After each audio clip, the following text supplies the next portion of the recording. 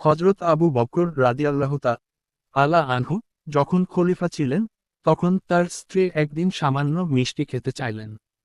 কিন্তু তাদের কাছে অতিরিক্ত কোনো অর্থ ছিল না। তার স্ত্রী একদিন খলিফাকে বললেন, আপনি যা ভাতা আনেন, তা থেকে আমি প্রতিদিন একটু একটু করে বাঁচিয়ে কিছু অর্থ জমিয়েছি। আপনি যদি অনুমতি দেন, তবে সেই পয়সা দিয়ে আমি কিছু মিষ্টি কিনে আনি। হযরত আবু বকর স্ত্রীকে জিজ্ঞাসা করলেন, এই বাড়তি অর্থ তুমি কোথায় পেলে?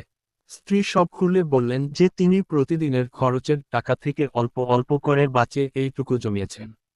এ কথা শুনে খলিফা আবু বকর চিন্তিত হয়ে পড়লেন।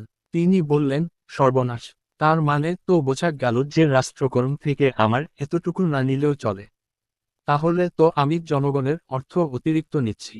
সঙ্গে সঙ্গে তিনি সেই জমাকৃত বাড়তি টাকাগুলো রাষ্ট্রীয় কোষাগারে জমা দিয়ে দিলেন এবং ঘোষণা করলেন যে সেদিন থেকে তিনি তার নির্ধারিত ভাতা থেকে ওই অতিরিক্ত অংশটুকু আর গ্রহণ করবেন না।